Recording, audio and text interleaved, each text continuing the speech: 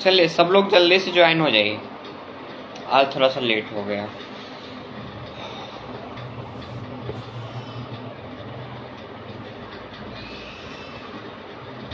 Pathology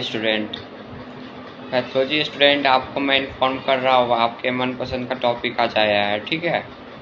tissue processing, आज का topic है टिश्यू प्रोसेसिंग। बहुत ही इंटरेस्टिंग टॉपिक है और बहुत ही मतलब इंटरव्यू वगैरह में या फिर एग्ज़ाम में इससे बहुत क्वेश्चन आते हैं टिश्यू प्रोसेसिंग से। बहुत मतलब समझ लीजिए इंटरेस्टिंग टॉपिक है। वेरी गुड इवनिंग सभी को, वेरी गुड इवनिंग।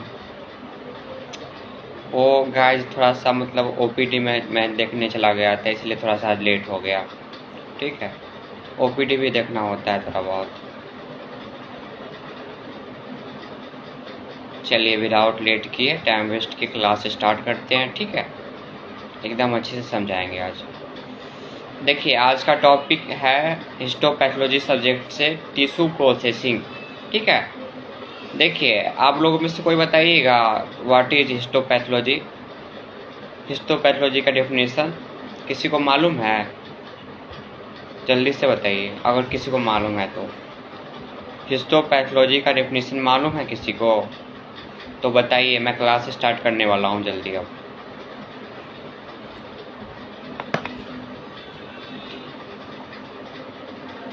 चलिए मैं ही बता देता हूँ। Study of tissue is called histopathology. देखिए ज़्यादा लो लच्चा वाला काम नहीं करना है, एकदम शॉर्टकट में कहीं से डिफिनेशन देना है, ठीक है। तो ज़्यादा, हाँ एकदम pathology student you are right, ठीक है। ज़्यादा बड़ा कहीं भी डिफिनेशन नहीं देना है, यहाँ कोई कंपटीशन नहीं चल रहा है बड़ा डिफिनेशन का, मतलब वर्ड वाले। एकदम नॉर्मल सा डिफिनेशन है। Study of tissue is called histopathology. ध्यान से सुनिए, study of tissue is called tissue process, study of tissue is called histopathology, ठीक है। एकदम शॉर्टकट में टिश्यू का अध्ययन हिस्टोपैथोलॉजी कहलाता है। एकदम हिंदी में मैं बता दिया हूँ, ठीक है। आज का टॉपिक रहेगा हिस्टोपैथोलॉजी से टिश्यू प्रोसेसिंग, ठीक है। ध्यान से सुनिएगा और बता देता हूँ मैं आपको, टिश्यू प्रोसेसिंग बहुत ही मोस्ट इम्पोर्टेंट टॉपिक है। ये इंटरव्यू में पूछे जाते हैं और आपको फिर एग्ज़ाम वगैरह में भी इसके से क्वेश्चन आते हैं, ठीक है। इसलिए ध्यान से समझिएगा। चलिए मैं अपना बैक कैमरा ऑन करके मैं आपको दिखाने का कोशिश करूँगा और अच्छे से समझिएगा। मैं अब स्टार्ट करने वाला हूँ क्लास, ठीक है। सब लोग रेडी हो जाइए, वेट कीजिएगा, बैक कैमरा ऑन कर रहा हूँ।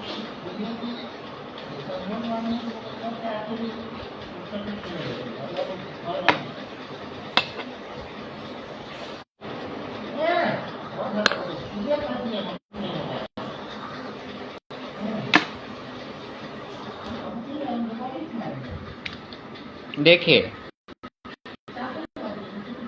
आज का सब्जेक्ट है हिस्टोपैथोलॉजी और टॉपिक रहेगा टिश्यू प्रोसेसिंग, ठीक है।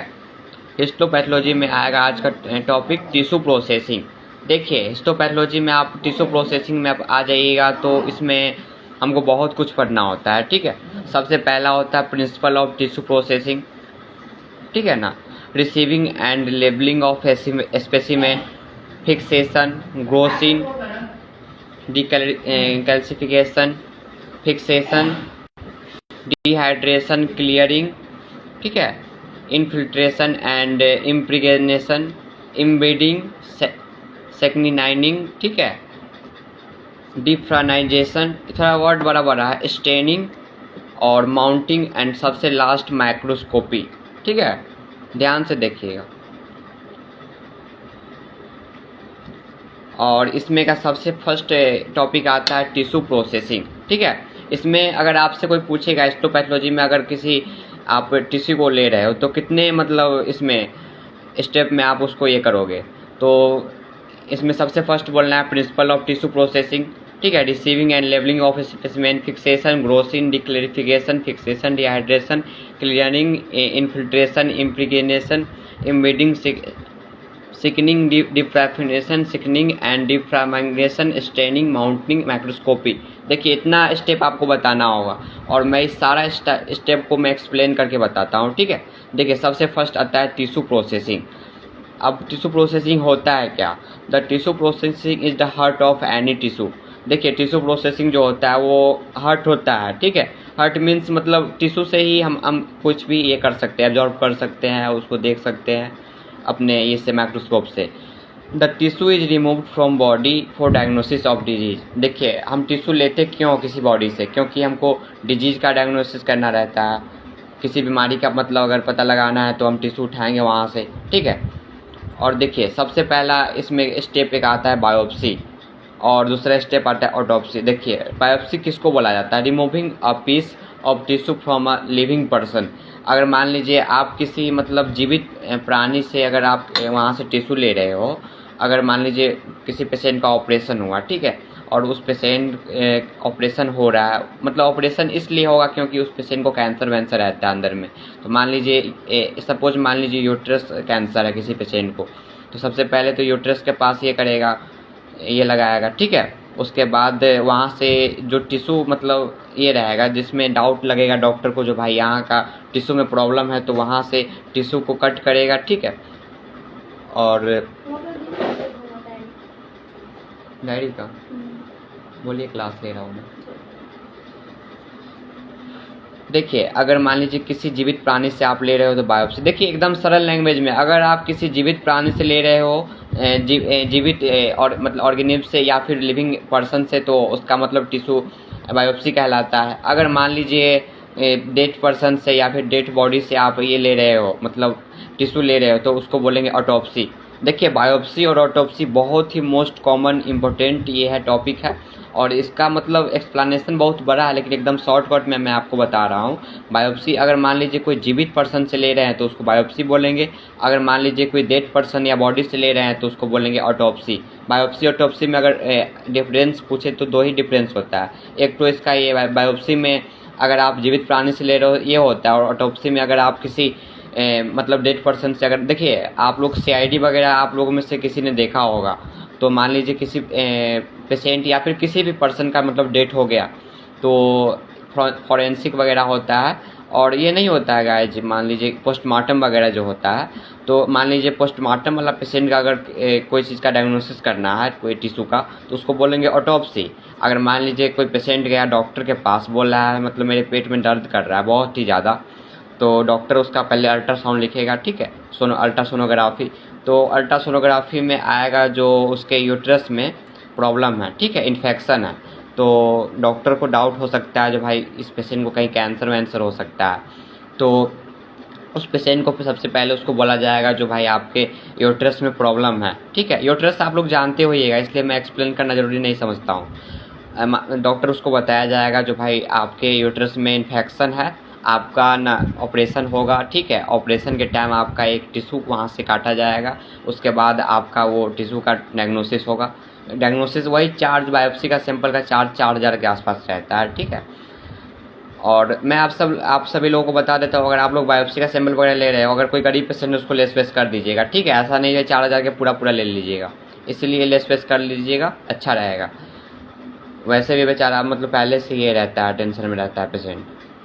देखिए मान लीजिए डॉक्टर सबसे पहले उसको बोलेगा जो भाई आपके यूट्रस में ये है, ठीक है, तो वहाँ से अगर मान लीजिए OT से वहाँ से टिश्यू कट कर लिया, और उसी टिश्यू को अगर मान लीजिए लैब वाले को दे रहे हो तो उसको बोलेंगे बायोप्सी। अगर किसी पेशेंट डेड बॉडी से, यानी मान लीजिए डेड रूम में कोई मतलब मेडिकल स्टूडेंट जा रहा है, मतलब भेज रहा है कोई डॉक्टर जो जा वहाँ, उस मतलब डेड बॉडी रूम में से एक किसी भी पर्सन का मतलब डेड पर्सन का वहाँ कहीं से भी टिश्यू काट के लाओ, हमको कुछ मतलब उसमें से देखना है, एब्जॉर्ब करना है, डायग्नोसिस करना है, समझे, तो उसको बोलेंगे ऑटोप्सी। बायोप्सी और ऑटोप्सी में यही अंतर है, बायोप्सी लिविंग ऑर्गेनिज्म या पर्सन से लिया जाता है, और ऑटोप्सी मतलब डेड पर्सन या डेड बॉडी से लिया जाता है। कि कंफर्म हुआ या नहीं? किसी को कोई डाउट भी है बायोप्सी और ऑटोप्सी में? ध्यान से सुन लीजिए, बायोप्सी ऑटोप्सी में आप लोग कंफ्यूज नहीं होइएगा। देखिए इसका मैं एक ट्रिक बता देता हूँ बायोप्सी ऑटोप्सी को याद करने के लिए। बायोप्सी देखिए स्टार्टिंग में आता है बायो में होता है जैविक, ठीक है, तो समझ लीजिए जो जिंदा प्राणी, ठीक है, और ऑटोप्सी मतलब होता है मरा हुआ। बायोप्सी मतलब जिंदा, ऑटोप्सी में मरा हुआ, यही एक मतलब सबसे बड़ा अंतर है। चलिए टिश्यू प्रोसेसिंग का आप चलते हैं, ये करते हैं, क्लासिफिकेशन करते हैं। देखिए सबसे पहला टिश्यू प्रोसेसिंग, इसका प्रिंसिपल क्या है, इसका प्रिंसिपल समझते हैं, ध्यान से देखिएगा। The aim of tissue processing is to embed the tissue in a solid medium film enough to support the tissue and enable them section to be cut and yet soft enough not damage knife and tissue and better microscopy. देखिए मान लीजिए किसी patient का भी just बताया, अगर मान लीजिए किसी पेशेंट के यूट्रस में कैंसर है तो सबसे पहले उस पेशेंट को ओटी में ले जाया जाएगा, ठीक है। और ओटी में ले जाने के बाद उस पेशेंट को वहाँ से मतलब जिस पार्ट में इन्फेक्शन रहेगा, ऐसा नहीं जो भाई यूट्रस में ऑपरेशन है तो पूरा यूट्रस ही काट देगा, ऐसा नहीं होता है, ठीक है। मान लीजिए यूट्रस में ऑपरेशन है, ये कैंसर वैंसर का मतलब इन्फेक्शन का ये है, तो मान लीजिए वहाँ से एक छोटा सा टिश्यू उठाएगा, ये नहीं जो भाई पूरा यूट्रस काट देगा। यूट्रस काट देगा पता चलेगा भाई वो गया, अब कभी वो नहीं माँ बन सकती है, ठीक है। इसलिए पूरा मतलब यूट्रस नहीं काटा जाएगा, मतलब वहाँ से बस थोड़ा सा पार्ट काटा जाएगा क्योंकि डायग्नोसिस करना है, ठीक है, डिजीज़ का। चलिए अब दूसरा स्टेप में चलते हैं। देखिए दूसरा स्टेप इसका आता है, एक second, receiving and labelling sample. मतलब हम सैंपल पेशेंट का तो डॉक्टर हमको दे दिया, जो भाई सैंपल ले लिए, उसके बाद सैंपल को करेंगे क्या, तो वही आता है सेकेंड स्टेप में आता है रिसीविंग एंड लेवलिंग सैंपल। देखिए proper identification and orientation of the specimen. देखिए मान लीजिए आपको डॉक्टर सैंपल दिया, ठीक है, और आप वहाँ से भी सैंपल ले लिए। मान लीजिए एक और डॉक्टर बोला जो भाई वहाँ से भी सैंपल लेना है, तो मान लीजिए 4-5 सैंपल है, तो आप कंफ्यूज नहीं होइएगा जो भाई हम किस पेशेंट का कौन सा सैंपल लिए। इसलिए प्रॉपर तरीके से देख लीजिएगा जो कहाँ से किस पेशेंट का सैंपल लिए हैं, एकदम मतलब आइडेंटिफिकेशन एकदम क्लियर रहनी चाहिए। The tissue be properly labelled so avoid and confusion. अभी जस्ट बताया कन्फ्यूजन नहीं रहना चाहिए। अगर आप किसी पेशेंट का ये कर रहे हो तो एकदम मतलब फुल कॉन्फिडेंस रहनी चाहिए, थोड़ा भी डाउट नहीं रहना चाहिए। आप लोगों मैं बता दें तो आप लोग रिपोर्ट वगैरह छोड़िएगा तो 1% भी डाउट नहीं रहना चाहिए रिपोर्ट पे। लैब टेक्नीशियन का मतलब होता है डाउट रहना ही नहीं चाहिए, थोड़ा 1% भी डाउट नहीं रहनी चाहिए। जिसके पास डाउट है वो लैब टेक्नीशियन एक अच्छा कभी नहीं बन पाएगा, ठीक है। इसलिए देखिए अब चलिए आगे चलते हैं। When the specimen is received give a specific and individual number.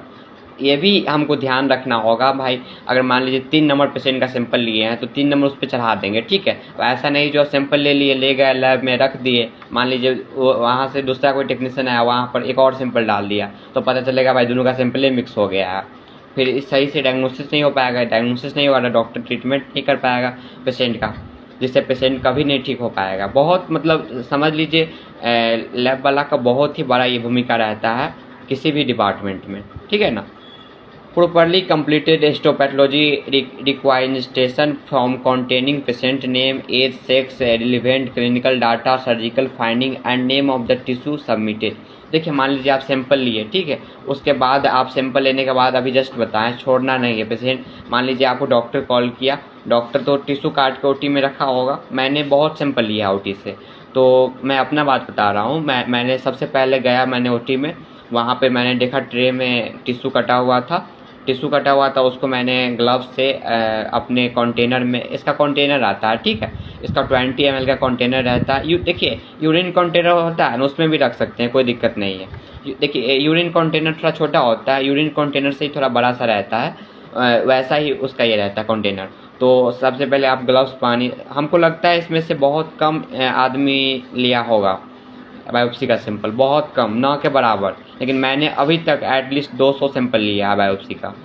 तो चलिए आगे चलते हैं। देखिए सबसे पहले पहले डॉक्टर का कॉल आया, उसके बाद मैंने ओटी में एंट्री लिया, उसके बाद फिर मैंने मतलब देखिए ओटी में कभी भी आप जाइएगा तो ग्लव्स रहनी चाहिए, मास्क रहनी चाहिए, शूज रहनी चाहिए, ठीक है, और कुछ नहीं चाहिए, बस इतना कुछ चाहिए। और सबसे पहले आप ग्लव्स लगा लीजिए। उसके बाद मैंने टिश्यू को वहाँ से उठाया, उसके बाद टिश्यू को उठाने के बाद मैंने वहाँ से ये इसमें कंटेनर में डाला।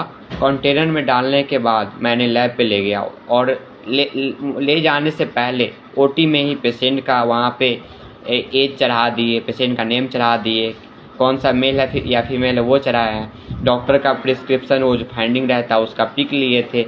इसलिए लिए थे क्योंकि भाई हम तो एक स्ट्रेंजर लैब वाले हैं, तो हमको क्या मालूम होगा जो किस मतलब पार्ट का मतलब डायग्नोसिस करना है। तो आप डॉक्टर का प्रिस्क्रिप्शन लोगे तभी तो मतलब पता चल पाएगा जो भाई इस पार्ट का डॉक्टर लिखा है भाई ये करने के लिए, टेस्ट करने के लिए। तो आप डॉक्टर का प्रिस्क्रिप्शन लेना नहीं भूलिए, क्योंकि डॉक्टर उस प्रिस्क्रिप्शन पे लिखा रहता है जो भाई यूट्रस डायग्नोसिस ऐसे रहता है, ठीक है। यूट्रस का मतलब डायग्नोसिस करना है, मतलब पता लगाना भाई यूट्रस में इन्फेक्शन है, कैंसर वैंसर है या नहीं, कैंसर सेल प्रेजेंट है। देखिए मेनली कैंसर सेल को ही डिटेक्ट किया जाता है बायोप्सी का सैंपल में, ठीक है। चलिए अब आगे चलते हैं। देखिए मान लीजिए आप प्रॉपरली कंप्लीटेड हिस्टोपैथोलॉजी की requesting form containing patient name age sex, अभी जस्ट बताएं नेम एज सब सेक्स, मतलब सारा कुछ उसमें लिख लेना है जो भाई पेशेंट का मतलब डाउट नहीं रहे, जो भाई हम पेशेंट का सैंपल लिए हैं तो भाई इस पेशेंट का सैंपल नहीं है, दूसरा पेशेंट का सैंपल हो सकता है, डाउट नहीं रहना चाहिए, एकदम कन्फर्म रहना चाहिए। जो अगर मान लीजिए रिया का सैंपल लिए तो रिया का ही सैंपल होगा, दिया का सैंपल नहीं होगा, ठीक है।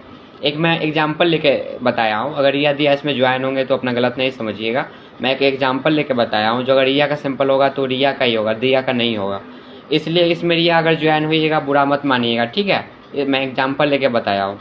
चलिए अब तीसरा स्टेप आता है फिक्सेशन। मान लीजिए आप सैंपल तो ले लिए, सैंपल लेने के बाद उसका आरती तो उतारना नहीं है, उस पेशेंट का मतलब ट्रीटमेंट करवाना है डॉक्टर से, तो उसके लिए तो मतलब डायग्नोसिस करवाना पड़ेगा। डायग्नोसिस करने से बहुत, देखिए इसका बहुत स्टेप है, लगभग 10-15 स्टेप है, ठीक है। उसके बाद ही डायग्नोसिस कर पाएंगे हम इस टेस्ट का, तब तो 4,000 रुपया लेते हैं भाई, मतलब कुछ तो मतलब इसमें लगता है ना ये। चलिए फिक्सेशन में आते हैं। फिक्सेशन का मतलब क्या होता है, मतलब आप मतलब प्रिजर्व कैसे करोगे, मतलब आप सैंपल तो ले लिए, जैसे मान लीजिए आप ब्लड लेते हो तो EDTA में डालते हो, एंटीकोगुलेंट होता है EDTA, क्यों डालते हो, क्योंकि ब्लड क्लोट नहीं करे, क्यों नहीं क्लोट करे, क्योंकि उसमें टेस्ट लगाना रहता है, CBC के लिए एंटीकोगुलेंट रिक्वायर्ड होता है। अगर आप क्लोट में सैंपल ले लोगे तो CBC का टेस्ट नहीं हो पाएगा, ठीक है।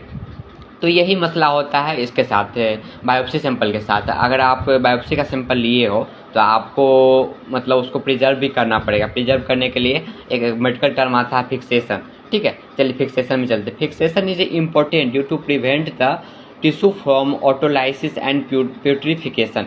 अब देखिए यहाँ एक टर्म आ रहा है ऑटोलाइसिस और प्यूट्रिफिकेशन क्या होता है। देखिए मान लीजिए आप सैंपल तो ले लिए, ठीक है। मान लीजिए आपको मैंने बताया यूरिन कंटेनर से थोड़ा बड़ा कंटेनर रहता है उसमें लिया जाता है, आप उसमें ले लिए और उसके बाद आप लेने के बाद उसका आरती फूर्ती तो उतारना नहीं है, उसके बाद उसका डायग्नोसिस करवाना है पेशेंट का, तभी तो ट्रीटमेंट हो पाएगा। तो देखिए इसलिए देखिए तो उसको अगर फिक्सेशन इसलिए करते हैं क्योंकि ऑटोलाइसिस नहीं हो हमारा टिश्यू। ऑटोलाइसिस का मतलब होता है हमारा टिश्यू किसी भी मतलब अदर मतलब बैक्टीरिया वायरस से अट्रैक्ट मतलब कांटेक्ट में नहीं आया, जिससे वो ख़राब नहीं हो। पेट्रिफिकेशन का मतलब होता है हमारा मतलब टिश्यू टूटे नहीं, ठीक है। मतलब मान लीजिए अगर आप वहाँ से ले रहे हो तो टिश्यू लेने के बाद तो डेट कर जाता है, तो वो हो सकता है तो मतलब टूट फूट सकता है, मतलब टूटने का मतलब ब्रेक डाउन, ठीक है। ब्रेक डाउन आप मेडिकल टर्म एकदम अच्छे से समझते होइएगा, ब्रेक डाउन किसको बोला जाता है, इसीलिए फिक्सेशन किया जाता है। और दूसरा स्टेप में आते हैं, fix the tissue so they will not change their volume and shape during processing. मान लीजिए आप सैंपल ले लिया, उसका फिक्सेशन नहीं करोगे तो मतलब उसका मतलब वॉल्यूम में भी चेंज आ सकता है, ठीक है। मान लीजिए एयर के कांटेक्ट में रहेगा तो हो सकता है उसका वॉल्यूम कम ही हो जाएगा, अगर मान लीजिए उसको मॉइस्चर ज़्यादा मिलेगा तो उसका वॉल्यूम ज़्यादा ही भी हो सकता है, ठीक है। तो ये भी मसला रहता है। देखिए अब सबसे एक महत्वपूर्ण तो ये आता है द मोस्ट कॉमन फिक्सेशन। देखिए यहाँ से 3-4 ऑब्जेक्टिव बन रहा है, मोस्ट इंपॉर्टेंट ऑब्जेक्टिव और इंटरव्यू के पॉइंट ऑफ व्यू से बहुत ही इंपॉर्टेंट है। The most common fixative used in lab 10% formalin. देखिए 10% हमको फॉर्मेलिन बनाना है, उसके बाद ये कर पाएंगे हम अपना बायोप्सी का सैंपल को प्रिजर्व कर पाएंगे। देखिए इसके मतलब अगर आपको इस सैंपल को प्रिजर्व करना है तो लगभग 3-4 केमिकल में आप इसको रख सकते हैं, ठीक है। सबसे पहले फॉर्मेलिन में रखना है आपको, दूसरा आपको अगर मान लीजिए फॉर्मेलिन आपके पास नहीं है तो इथाइल अल्कोहल में भी रख सकते हैं, पिक्रिक एसिड में भी रख सकते हैं, एसिटिक एसिड में भी रख सकते हैं, ठीक है। तो 3-4 मतलब ये रहता है, तो उसमें आप रखिएगा तो आपका सैंपल डेड नहीं करेगा, मतलब डेड तो मतलब टूटेगा नहीं, ब्रेक डाउन उसका नहीं होगा, उसका वॉल्यूम में कोई चेंजिंग नहीं आएगा, ठीक है। बस यही एक ये रहता है। अब चलिए ये आते हैं, एक सेकेंड। चलिए मैं अब आगे का कैमरा ओपन करता हूँ, आप लोग बताइए अगर कोई डाउट होगा तो मुझे बताइएगा।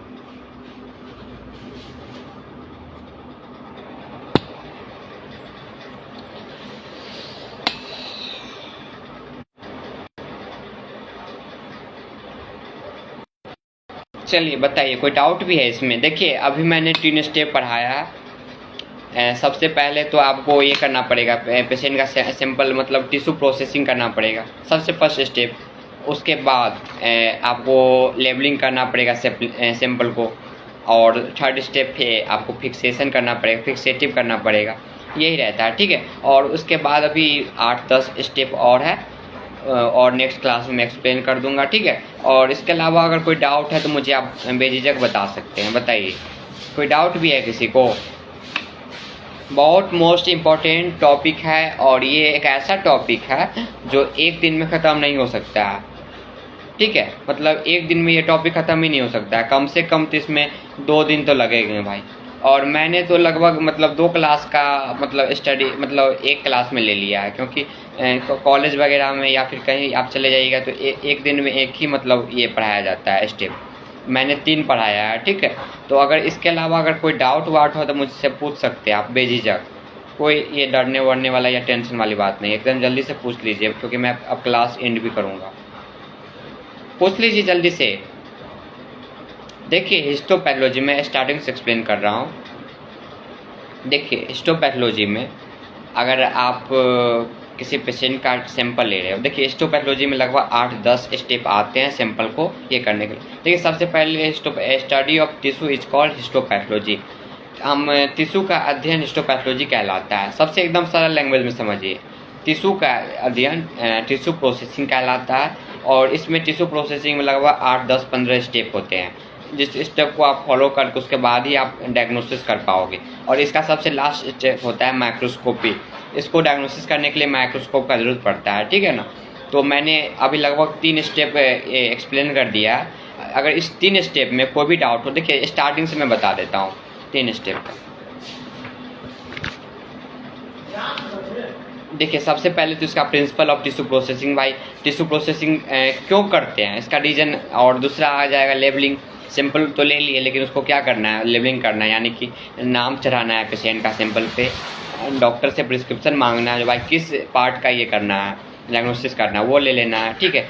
और उस पर नाम चढ़ा लीजिएगा। उसके बाद प्रिजर्व करने के लिए आपको इथाइल अल्कोहल या फिर 10% फॉर्मेलिन वगैरह में आप रखिएगा।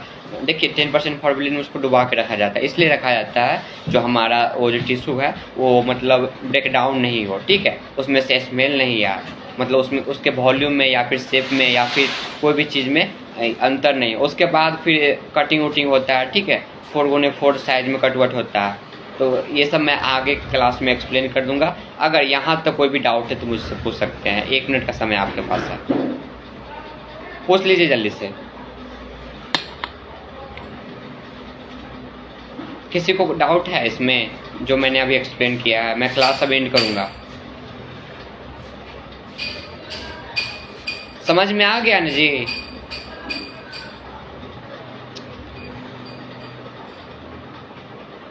पैथोलॉजी स्टूडेंट अगर आप इसमें ज्वाइन है तो मुझे कृपया करके बताएं जो समझ में आ गया ना 3 स्टेप में जो मैंने अभी बताया है। और भी लैब टेक्नीशियन जो इसमें ज्वाइन है वो मुझे एक्सप्लेन कर सकते हैं, बता सकते हैं जो समझ में आ गया है ना। कोई डाउट भी है? अगर डाउट है तो पूछ सकते हैं, नहीं तो मैं क्लास एंड करूँगा, क्योंकि मेरा टाइम हो चुका है, क्योंकि अब नेक्स्ट क्लास भी लेना है मुझे। आज वेडनेसडे है ना, तो इसलिए आज एक डबल क्लास चलेगी इसके बाद। चलिए आई होप, मुझे ऐसा लगता है जो किसी को भी कोई डाउट नहीं है। बहुत खुशी की बात है जो सबको समझ में आ गया। थैंक यू फॉर, चलिए समझ में आ गया। Thank you so much, thank you for joining my class. Regard Satyam Singh आप लोगों का वेलकम करता है, ठीक है। आप लोग चलिए समझ में आ गया, थैंक यू। बहुत खुशी हुआ मुझे जो आप लोगों को समझ में आ गया। और समझ लीजिए नेक्स्ट क्लास में देखिए कोई भी स्टेप मैं छोड़ूंगा नहीं, जितना स्टेप है सबको एक्सप्लेन करूंगा ऑब्जेक्टिव, ठीक है। मैं इससे ऑब्जेक्टिव लगभग 10 या 12 ऑब्जेक्टिव कल बना के लाऊंगा, और मैं एक्सप्लेन भी करूंगा और पूछूंगा भी सबसे, ठीक है। 10-15 ऑब्जेक्टिव मैं बना के लाऊंगा, आप लोग रेडी रहिएगा कल के लिए। चलिए मोस्ट वेलकम, थैंक्स सर बोल रहे हैं, मोस्ट वेलकम। चलिए नेक्स्ट क्लास में ये जो कुछ स्टेप बचा हुआ है 8-10 स्टेप, मैं इसको भी एक्सप्लेन करूंगा। ऐसा नहीं समझिएगा मैंने 3 स्टेप बताया, मैं सब स्टेप को बारी बारी से ये करूंगा, ठीक है। और जितने भी इससे ऑब्जेक्टिव निकलेंगे मैं कल क्लास में, मतलब अभी तक 3 स्टेप मैंने पढ़ाया है, 3 स्टेप से जितने ऑब्जेक्टिव निकल पाएगा मैं उतना ऑब्जेक्टिव निकालूंगा और आप लोगों से पूछूंगा। अगर आप लोग उसका रिप्लाई नहीं दोगे तो मैं उसको बताऊंगा, ठीक है। आप लोग ध्यान से देखिएगा। और देखिए मैं कुछ बता देता हूँ। कुछ लोग मुझे बोलते हैं जो आप जितना चीज़ एक्सप्लेन करते हैं उतना चीज़ नोट्स में नहीं होता है। देखिए नोट्स के चक्कर में नहीं पड़िए। नोट्स जो होता है एक मतलब धरा हुआ चीज़ होता है, उसका मतलब बहुत ही कम यूज होता है, ठीक है ना। अगर माइंड में एक बार घुस जाता है तो वो कभी नहीं मिटता है। अगर नोट्स में रहता है तो वो पड़ा का पड़ा रह जाता है। इसलिए मैं एक्सप्लेन ज़्यादा करता हूँ, नोट्स मतलब शॉर्ट नोट्स देता हूँ। ज़्यादा लिखने से कोई फ़ायदा वायदा है नहीं, इसलिए मैं शॉर्ट नोट्स बना के देता हूँ, ठीक है ना। चलिए अब जिनको भी नोट्स चाहिए मुझे पर्सनल मैसेज कर लीजिएगा, मैं उनको ये वाला जितना मैं अभी तक एक्सप्लेन किया हूँ मैं आप लोगों को भेज दूंगा। Thank you for joining my class. Regard Satyam Singh. Goodbye, see you. सब लोग अपना ख्याल रखिएगा। बाय।